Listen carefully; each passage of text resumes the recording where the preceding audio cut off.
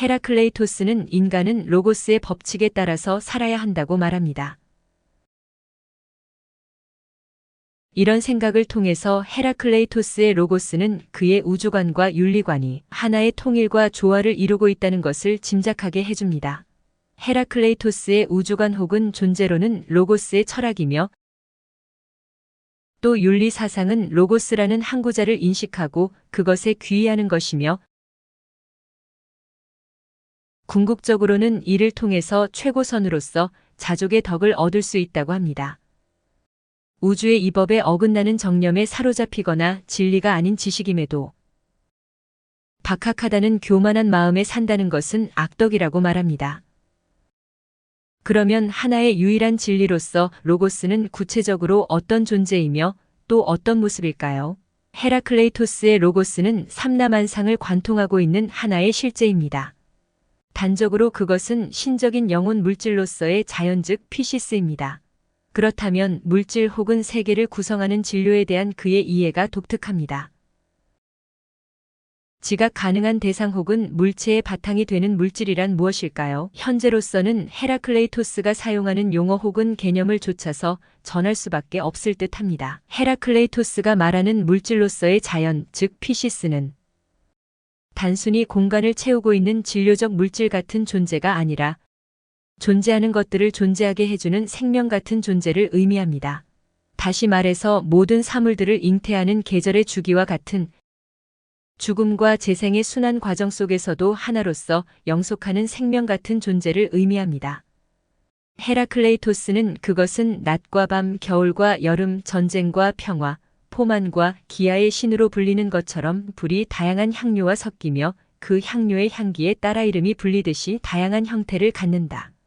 고 말합니다. 단적으로 그것은 또한 영혼, 즉 생명의 원리입니다. 그런데 아리스토텔레스에 의하면 헤라클레이토스는 영혼을 그로부터 모든 것들이 생성되어 나오는 연무와 동일시함으로써 영혼을 제1원리라고 보았습니다.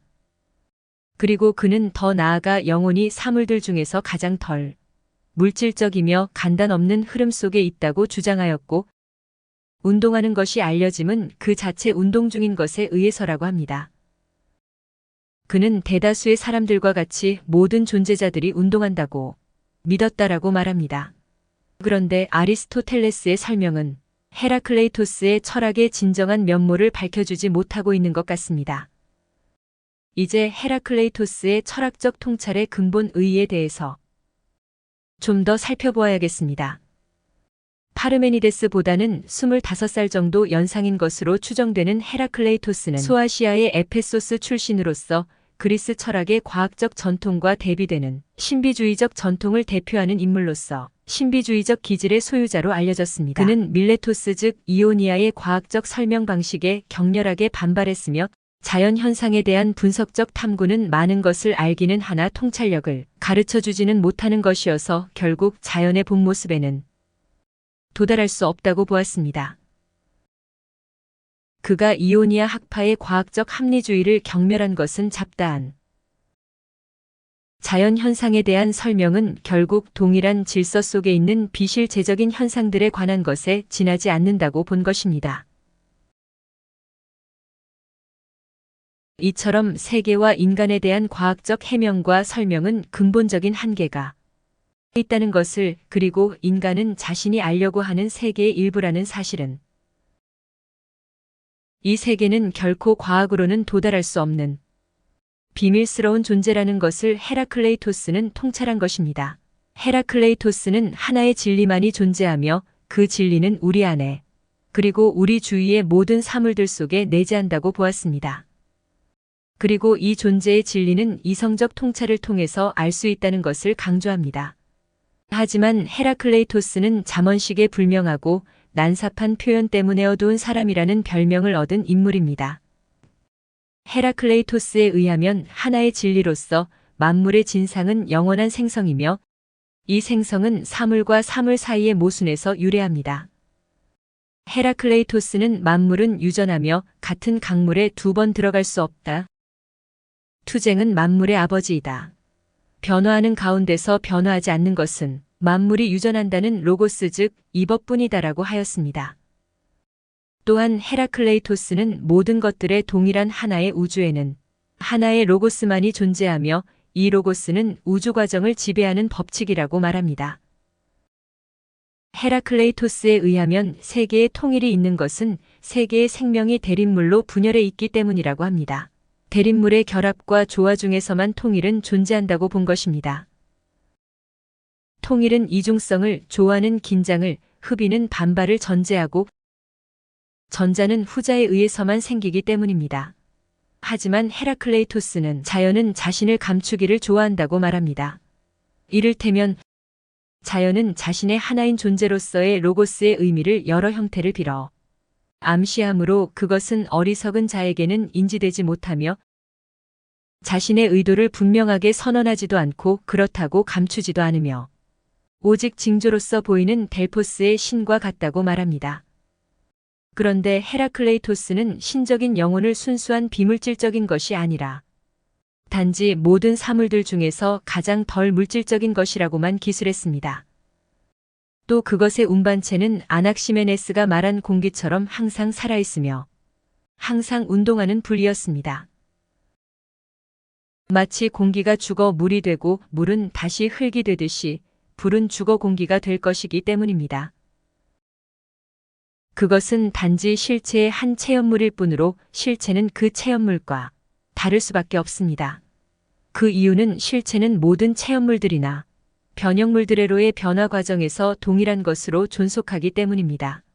이런 이유 때문에 그들을 물환론적 사고에 머물고 있다고 평가하기도 하지만 헤라클레이토스를 비롯해서 당시의 철학자들의 물질에 대한 개념과 이해 방식은 매우 독특하다고 보는 것이 더 적절하다고 생각됩니다. 헤라클레이토스에 의하면 영혼 물질은 그 자체 일종의 형이상학적 불로서 경험적 불이 갖고 있는 초자연적이고 다이몬적인 영적 존재인 마마, 즉 물질 중에서도 가장 덜 물질적이며 영적 형태의 존재, 그리고 생명의 힘과 동일시될 수 있는 존재로 구성되어 있습니다. 하지만 이런 해석 역시 언어의 문자적 의미에 집착한 해석이라고 볼 수도 있습니다. 다시 말해 불은 단순히 지각 가능한 물질의 의미가 아닌 그 이상의 것을 의미하는 것이며 이는 단지 언어적 한계일 뿐이라는 것입니다. 오늘날에도 우리는 궁극적인 존재의 단위로서의 물질이 무엇인지에 대해서 물질의 언어로 표현하는 데 한계를 갖고 있다는 것을 생각하면 어느 정도 납득할 수 있을 것입니다. 헤라클레이토스는 인간의 삶에 있어서도 만인을 결합시키는 로고스는 보편적이기 때문에 국가의 법률적 질서에 있어서도 타당하다고 말합니다. 그러므로 국민은 마치 그 국가의 성벽을 지키기 위해서 싸우듯이 그 국법을 준수하기 위해서 싸워야 한다고 했습니다. 이 법을 좇아서 사는 사람 따라서 국법에 좇아서 사는 사람은 외롭지 않다고 합니다. 투쟁의 세계도 신의 눈으로 보면 좋은 것이며 공평하며 정의로운 것일 수 있다고 합니다. 얼핏 보아 부정의처럼 보이는 것은 인간의 이해력이 좁기 때문이라고 하였습니다. 하지만 로고스로서의 보편법이 당시의 국가의 법과 질서를 의미하는지는 불분명한데 아마도 헤라클레이토스의 이 말은 존재해야 할 로고스로서 인간이 행위의 원칙과 척도로 삼아야 할 존재의 법칙이자 도덕의 법칙, 즉 그가 통찰한 로고스를 뜻한다고 보아야 할 것입니다. 헤라클레이토스가 주장하듯이 모든 것은 변합니다. 동일한 강물에 두 번 발을 적시는 것이 불가능하듯이 존재하는 모든 것은 끊임없는 대립과 모순 속에서 생멸하는 운동 과정 속에 있습니다. 또 이처럼 존재하는 것들은 대립과 긴장 속에 있기만 한 것이 아니라 통일된 모습을 보이기도 합니다.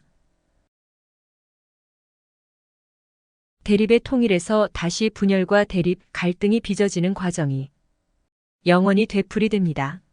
결국 세상사란 통일과 조화 그리고 정의를 이루어내기 위한 투쟁의 연속입니다. 이처럼 더 완전한 통일과 더 큰 정의를 향해 나아가는 투쟁이야말로 온갖 것을 낳고 온갖 것을 규정하는 필연적 과정임을 보여줍니다. 이런 관점에서 헤라클레이토스는 정의란 투쟁이다라고 말합니다. 다시 말해서 이런 세계의 운동 과정은 대립과 통일이 항상 함께 존재한다는 것, 그리고 대립물들의 상호 연관이 사물의 규정에 핵심적인 역할을 한다는 것을 의미합니다. 때문에 대립이란 것도 결국에는 통일을 내포하고 있으며 그 역도 동일합니다. 헤라클레이토스에 의하면 존재의 대립과 통일의 내적 연관을 통찰하려면 단순히 우리의 감각기관에 의존해서는 안 됩니다. 이를테면 바닷물은 가장 깨끗한 것이자 동시에 가장 오염된 것입니다. 곧 물고기에게는 가장 마시기 좋고 건강에 이롭지만 사람에게는 치명적이고 마셔서는 안 되는 것입니다. 이처럼 바닷물이라는 대상이 경험하는 주체에 따라 달리 해석되는 것이라면 질병이 건강을, 굶주림이 배부름을, 피곤이 휴식을 즐겁고 좋은 것으로 만드는 데에서 우리가 볼 수 있듯이 한 사물에 대한 파악은 그와 짝을 이루고 있는 다른 사물과의 연관을 고려하지 않고는 이루어질 수 없는 것입니다. 곧 대립물 자체가 아니라 그들 사이의 상호 연관이 사물의 규정에 핵심적인 역할을 합니다. 헤라클레이토스는 현상 세계의 진상을 파악하려는 사람은 확실성의 근거를 자신의 내부에서 찾아야 한다고 말합니다. 그렇다고 해서 감관 지각을 통해서 주어지는 것을 모두 부정해야 한다는 것은 아닙니다. 오히려 헤라클레이토스는 공허한 사변이나 추상적 지식보다 감관 지각을 통해서 들어오는 것을 훨씬 더 존중합니다. 그렇기 때문에 그는 보고 듣고 알아차릴 수 있는 것을 나는 더 높이 친다고 말합니다. 그러나 감관 지각을 통해서 들어오는 이러한 자료가 그 자체로서 참된 인식의 내용이 되는 것은 아닙니다. 해가 없으면 모든 별들에게는 아랑곳 없이 밤이듯이 로고스가 커가는 바탕이 되는 영혼이 없으면 그 밖의 모든 감각기관이 다 동원되어도 사물의 진상은 밝혀지지 않는다는 점을 강조합니다. 왜냐하면 눈과 귀는 그들의 언어를 이해하지 못하는 영혼을 지니고 있을 때는 나쁜 증인들이기 때문입니다. 오관을 매개로 해서 받아들여지는 감각적 인상들은 사물에 대한 바른 인식을 위한 기초 자료이고 사물의 진상을 암시하는 기호일 뿐입니다. 따라서 이 기호들의 집합에서는 참된 인식은 생겨나지 않습니다. 참된 인식이 성립하려면 이 기호들이 상징하는 사물들의 내적 연관의 파악이 필요한데 이 일을 할 수 있는 것은 영혼뿐입니다. 그렇기 때문에 그는 분별지를 참된 깨우침과 혼동하고 축적 가능한 단편적이고 부분적인 학습된 지식을 하나로서의 세계의 유기적 총체에 대한 직관에 대신하는 경향을 신랄하게 비판합니다.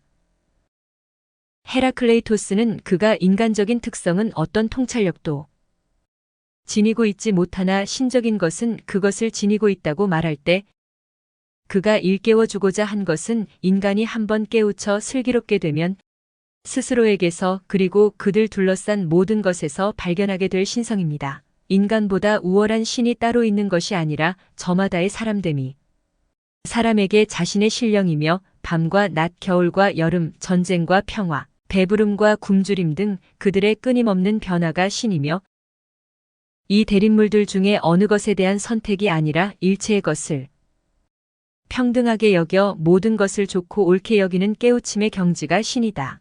그러면 깨우침과 지혜는 어떻게 얻을 수 있을까요? 헤라클레이토스는 유일한 지혜는 모든 것이 모든 것을 관통함을 아는 생각을 이해하는 것이다. 라고 말합니다. 곧 유일한 지혜는 모든 사물들의 총체적인 유기적 연관성과 상호 침투를 파악하는 정신작용의 산물입니다. 그런데 상호 침투하는 사물의 유기적 총체성의 파악은 부분적이고 단편적인 지식을 동일률에 의하여 형식 논리적으로 등식화시키는 산술적 집합의 방식으로는 안 됩니다. 그것은 축적적 지식이 성립하는 방식과 아주 다른 방식으로 성립하기 때문에 모색의 방식도 달라야 합니다. 참된 지혜에 이르는 길은 그것을 찾아 그와 한데 놓겠다는 소망이 없는 사람에게는 발견되지 않습니다. 왜냐하면 자연은 스스로를 숨기기를 좋아할 뿐더러 비록 드러낸다 하더라도 신탁의 방식을 통해서만 스스로를 제시하기 때문입니다. 그것은 암시할 뿐입니다. 깨우치지 못한 사람 앞에 전개되는 현상계는 하나의 거대한 기호와 상징의 체계로서 수수께끼입니다. 그러므로 진리를 깨우치고자 하는 사람은 아무도 바라지 못한 것을 바라는 마음가짐이 필요합니다. 이처럼 참된 진리 탐구에 간절한 사람에게는 자연도 더 이상 자신을 숨기지 못하고 이제까지 감관 지각에는 드러나지 않던 조화, 눈에 보이는 조화보다 훨씬 더 훌륭한 조화를 드러냅니다. 왜냐하면 결코 백일하에서 끝까지 몸을 숨길 수 있는 것은 없기 때문입니다. 현상계의 온갖 것을 비추고 드러내는 해도 때가 되면 서쪽으로 집니다. 현상계의 밤은 잠들어 있는 인간의 영혼과 대비됩니다. 밤이 오면 우리의 육체가 어둠에 둘러싸여 외부 세계와 단절되듯이 깨우치지 못한 영혼은 무엇을 경험해도 앞뒤를 분간하지 못하고 결국 고립된 자기 세계에 반영되는 단편적인 참된 것으로 여기며 살아갑니다. 그러나 깨어있는 사람에게는 하나의 공동 세계가 있을 뿐입니다. 깨우친 영혼에게 드러나는 세계는 모두 동일하며 신이나 인간 중에 어느 누가 만들어낸 것이 아니고 늘 잊고 있을 적절히 밝혀지고 적절히 꺼지는 영원히 살아있는 불이며 바로 자신의 모습입니다. 그렇기 때문에 헤라클레이토스는 자신의 각성을 나는 나 자신을 찾았다는 말로 표현하고 있으며 그러면서도 이렇게 발견한 나 자신이 다른 것과 구별되는 개체로 잘못 받아들여질 것을 우려하여 나에게 귀 기울이지 말고 로고스에 귀 기울이면서 모든 것이 하나라고 동의하는 것이 슬기로운 일이다라고 일깨워주고 있습니다. 끊임없이 흐르는 무규정적인 운동 속에 방향을 주고 그 안에서 동시에 이어진 측면과 끊어진 측면을 찾아내어 헤아리고 재고 고르고 한데 모으는 일을 하는 것은 로고스를 자라게 하고 그 자체 헤아릴 수도 잴 수도 없는 깊이를 가진 로고스가 그 안에서 작용하게 하는 영혼입니다. 이 영혼이 공동의 것, 곧 진리를 드러내는 것은 헤아림을 통해서인데 이 헤아림은 영혼의 고유한 작용입니다. 그것은 시간과 공간이 미분화된 혼돈의 상태에서 연장성과 연속성을 분리해내고 하나의 수와 하나의 형상으로 모든 것을 환원시킵니다. 불교에서는 사량이라고 부르는 이 마음의 헤아림은 로고스의 모든 파생된 의미의 원천으로서 마음의 쓰임새입니다. 영혼의 헤아림은 연장성과 연속성의 치수를 놓는 작업입니다. 그것은 불연속성의 극한치이자 연속성의 완결된 형태인 하나를 찾아내고 이것을 자로 삼아 연장된 형태들을 잴으로써 이론적 공간에서 연장된 여럿과 운동의 일반 법칙을 정의와 공리의 형태로 응결시켜 모두에게 공동의 것을 제시합니다.